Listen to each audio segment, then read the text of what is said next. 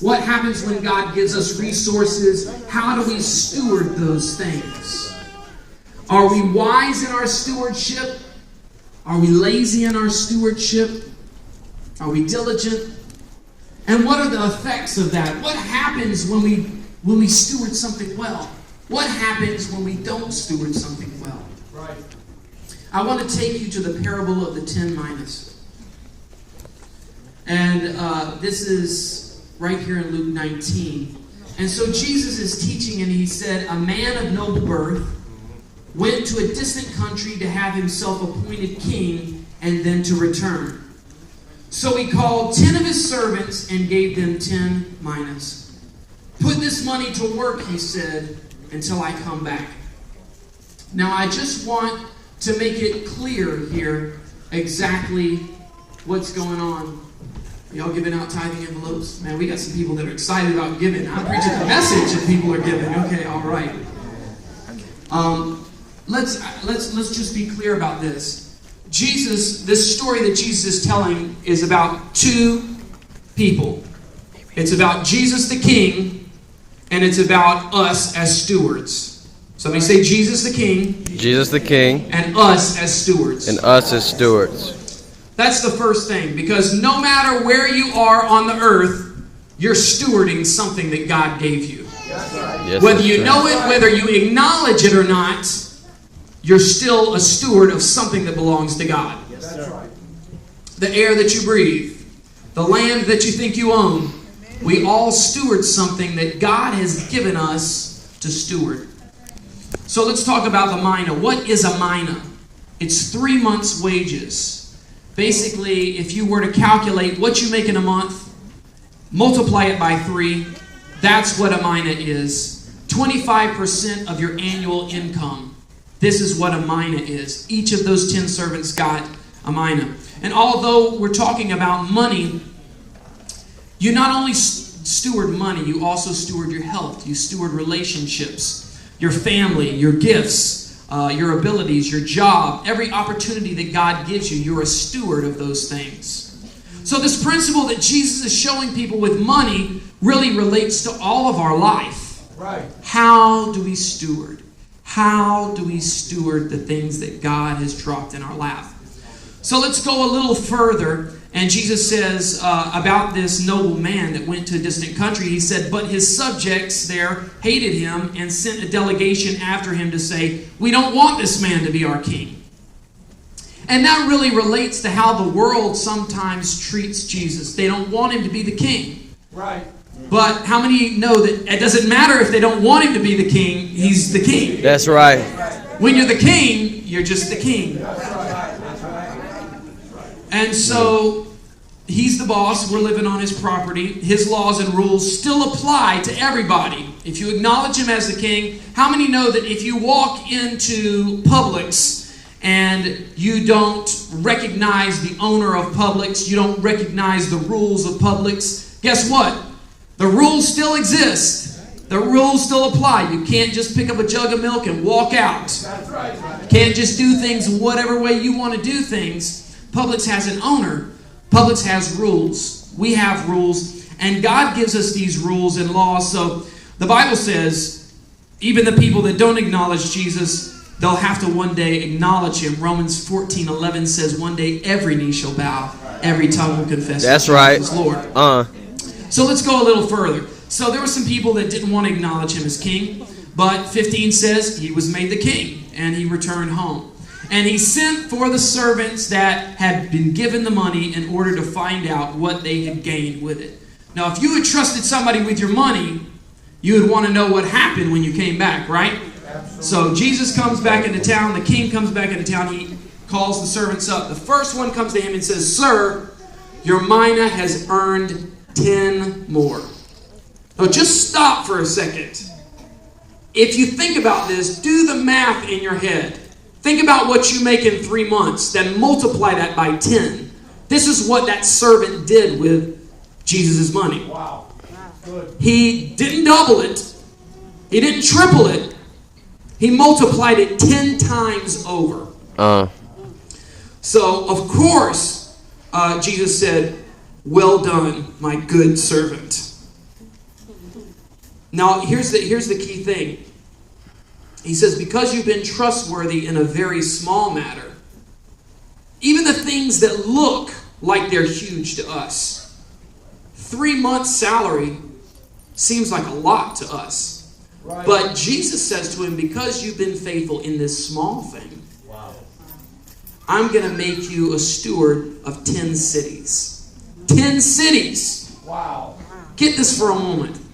He was just a low-level money manager, right? Bumped up, promoted immediately to a governor of 10 cities. This promotion is amazing. He's given a relatively small responsibility, and the boss comes in, takes a look at his stewardship, and says, I'm going to promote you immediately. How many want that type of favor with your boss? Yes, I do, Pastor Josh. So the second one comes in, the second servant comes in, and he says, Sir, your mina has earned 5. I've earned 5 more for you. So this man also, pretty amazing feat. He didn't double his money, didn't triple his money. He multiplied his money 5 times over. And he said, you take charge of 5 cities. So another amazing promotion. And then he goes on. Oh, this is the point that I want us to get here in verse 20. It says, then another servant came, the third servant. Sir, here is your mina. I have kept it laid away in a piece of cloth. I was afraid of you because you are a hard man or a shrewd businessman. And you take what you did not put in and you reap what you did not sow. And unfortunately, that's where many Christians live. That's where many Christians operate at, because they either stay on the sidelines for this perfect moment to use their gift, right, or they tell themselves that it's already covered. There's already some other people doing it. I don't have to apply myself. I don't really have to steward my responsibilities because other people have it covered. And so they go on living a regular life. Wow. But we owe it all to Jesus. We owe everything. We owe our lives. We owe our salvation. We owe our health. We don't have the luxury of sitting on the sidelines. Because there's so much kingdom work that he needs us to do. So many opportunities that he gives us. So we have to be concerned about the things that he's concerned about. We've got to steward the moments, the relationships, the gifts, the resources, whatever God gives us. 22, how many want to know how Jesus dealt with the servant? The third servant, it says in 22, he replies, I will judge you by your own words. Isn't that interesting how he started that out? I will judge you by your own words. In life, God judges us according to our knowledge. He judges us according to our own words. He judges us according to how we treat people. Right. He uses us as a barometer to pass his judgment. Wow. Dang. So he says, I'll judge you by your own words. You wicked servant. In another translation, it says, you wicked and lazy servant. And it equates laziness to wickedness. I thought that was pretty interesting. Wow. You knew that I'm a hard man, taking out what I did not put in, reaping what I did not sow. Why didn't you put my money in the bank? That when I came back, I would have at least collected interest. Here's the point. God is looking for a return on investment. If you'll allow me the liberty to take this verse and paraphrase it. He searches all over the earth to see who's going to bring him a return on investment. That's right. That's right. Why does he want it? God can serve multiple purposes at the same time. Why? Because of the salvation of others, but also because he wants to promote you. Yep. Yep. The thing is, God has poured so much into us, but what are we giving back? What are we giving back? Are we the lazy servant or are we the diligent servant? The diligent servant is the one that gets promoted. The problem is many times the enemy will try to tell you you know what? If you're following the Word, you're missing out on something. See everybody out there, they're having fun. You know, when I used to have to practice the trumpet in the front room of our house in Georgia, I used to see my friends, as I'm playing the trumpet, I see my friends walking across to play baseball. And I used to, every day I'd be like, man, this really stinks. I have to practice for an hour while I'm watching my friends go in front of the house to go play. And that's what the enemy tries to tell you. He tries to tell you you're missing out on something. But I'm here to tell you the only thing you're missing out on is a promotion. If you don't follow the Word of God, He gives us the blueprints to succeed. Yes, He does. He gives us the blueprints to be successful. Right. He has this promotion that He wants to give us. It's that Genesis 1:28 take dominion thing. He's got authority set out for you. He's got a position. He's got property for you. He's got things in store for you. But we have to submit to His authority so that He can give us our authority. Yes. We have to submit to the process that He's trying to take us through. Good word. Verse 24. Then He said to those standing by, you take the mina away from him and give it to the one that has 10. And they said, probably as many of us in the room might naturally think, sir, but he already has 10. And he replied, I tell you that to everyone who has, more will be given. But for the one who has nothing, even what they have will be taken away.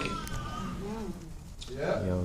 No, that may seem harsh, but if you look at that statement in context with the whole story that we just looked at, let me just say it again for you. To the one that's diligent, more will be given. But to the lazy one, even the stuff that he has will be taken away and given to somebody that's a better steward. That's right. God is looking for good stewards. He wants to put something in your hand. But we have to steward it. He's looking for people that are ready to take what He's entrusted you with and make a difference in this world. Those moments, those relationships, those giftings and abilities, those resources. What about those other 7 servants? We started out with 10 servants. We only heard 3 stories. I believe those 7 servants represents the people in this room. Represent the people that their story has not been written yet. Wow. Today you have an opportunity to write your stewardship story. This year you have an opportunity to show yourself faithful and diligent in the things God has entrusted you with. Yep. Let's bow our heads. Your whole story hasn't been written. Even if you've had